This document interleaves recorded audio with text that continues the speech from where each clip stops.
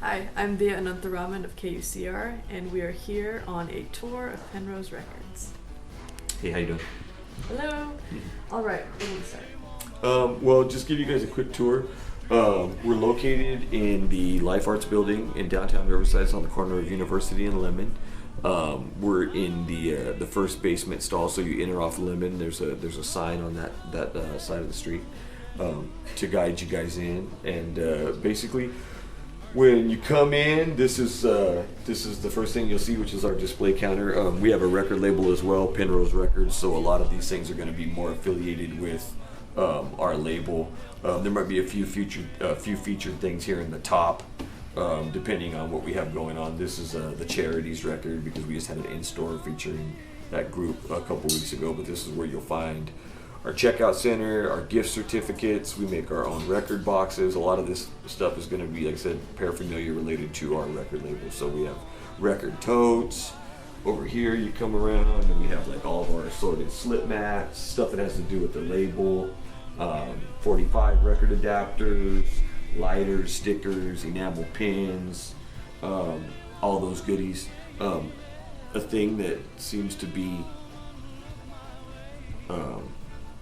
an interesting point of conversation when people come in here is that we actually have a listening station, and everybody kind of trips out on that. A lot of people come in and they go, we can actually listen to these things. And back in the day, I mean, it's not that long ago, but when you had a record store years ago, that was something that you had a listening station, because how else are you going to really decide, if you want to check stuff out? I mean, if you come in looking for a specific title, you know what you want. But if you're just coming in and you want to be inspired by something, or you want to play something from the bargain bin, then we have listening stations right over here. Play records and hang out and decide what you like and what you don't like. These are all of our clothing racks. Like I said, we sell a lot of stuff with our label's logo on it, as well as our store logo and stuff like that. So this is a little bit more of the clothing part of the store. We actually have a stage that's built into the back here that is used to display our wares and stuff like that on off days, but we actually have performances on it. We've had bands on Record Store Day. We've had bands when we had our grand opening. We just did a in-store with that group, the Charities, that I was mentioning. So we try to take advantage of that. We've had a few DJ things, and we're going to be having more stuff kind of coming up.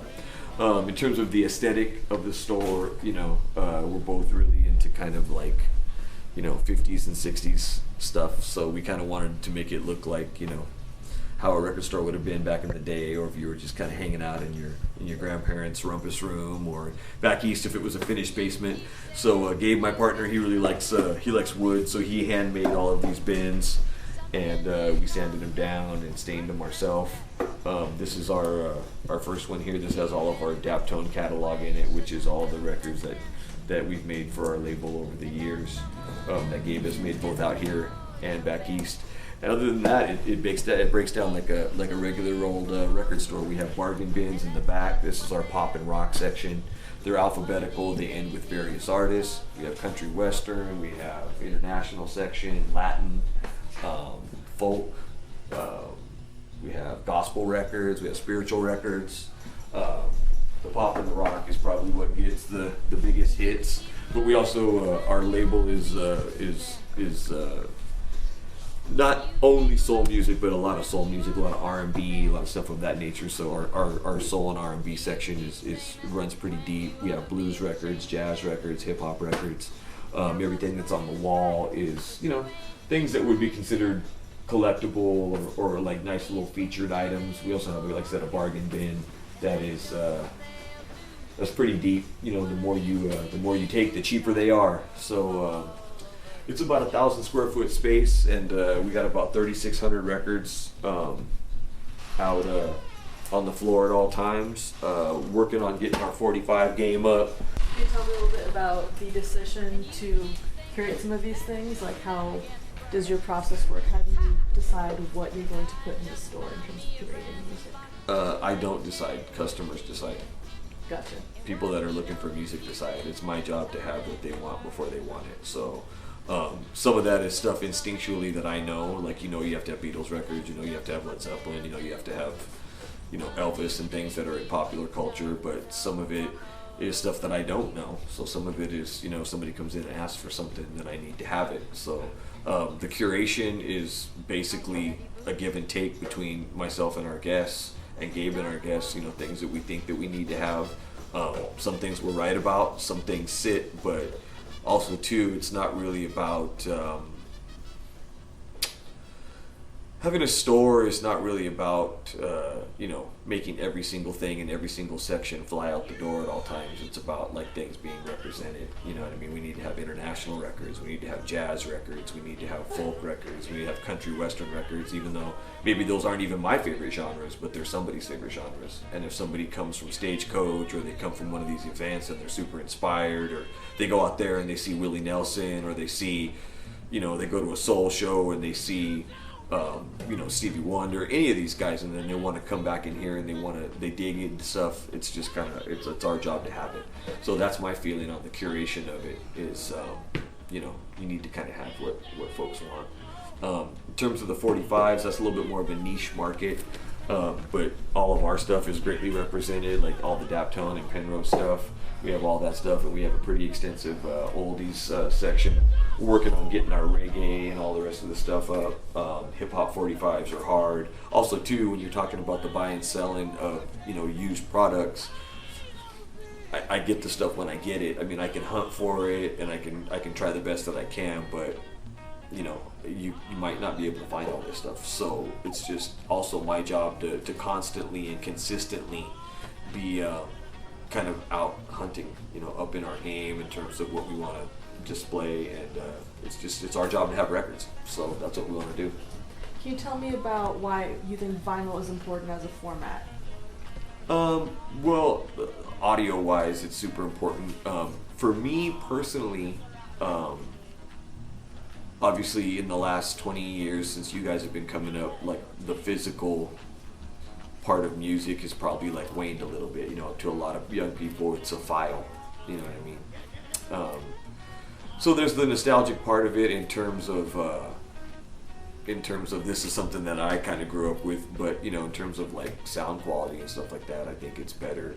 I think that the music industry kind of figured that out now too, because that's what they sell you. They don't really sell you CDs or any of that anymore. They sell you an album with a download card in it, and so you have the digital. Because the only three ways that you're really listening to music is you're going to be at a show, in which case the group's right there in front of you. You don't need any of that, or you're going to be driving, or you're going to be hanging out with your friends, probably at home.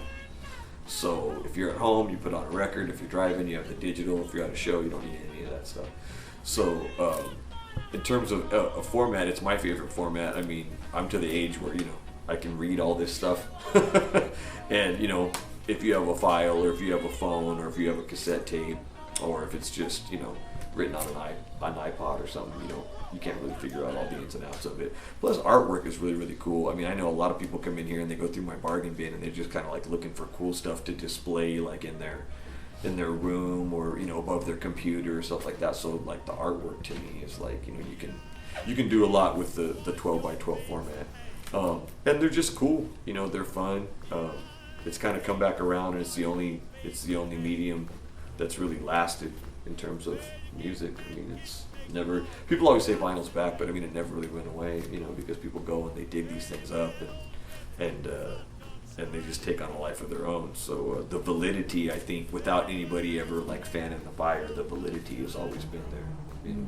And for me, when I was young, I was into old music, and in those days they didn't have reissues and CDs of a lot of that stuff. So for me, it was just a cheap, easy way to find the music that I was looking for. I would go to the 99-cent bin in record stores, and you would find records like this. You would find Funkadelic, or the Beatles, or Dick Dale, or oldies, you know, and they hadn't reissued that stuff yet.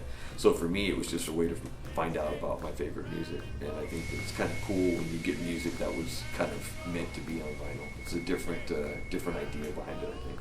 Speaking of favorite music, if you were stranded on a desert island and could only take 3 records with you, what would they be and why?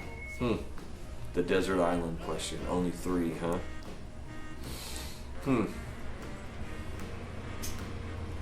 don't know if I could break it down into actual albums, but I could probably break it down into actual artists, I guess.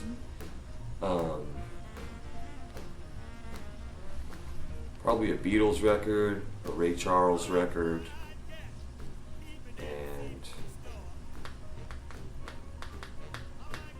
maybe a Beach Boys record. I guess if I had to pick only 3, but that's a tough one. Can you tell me about the space over here? Oh, it's just kind of for hanging out, you know. It just feels like something you should have in one of these kind of stores. I always kind of saw it as being like a little bit more of like a coffee house vibe or something, you know what I mean? If you come from a coffee shop and you got your coffee and you're checking out records or we're playing records in the store, people come in and hang out. But people haven't been taking as much advantage of it as I would like to see. But it's just, you know, a cool hang space. You know, I like old stuff, I like old furniture, and it's supposed to kind of feel like, you know, that kind of a thing where you can come in and just chill out and listen to music. So hopefully going forward, more people take advantage of that, you know.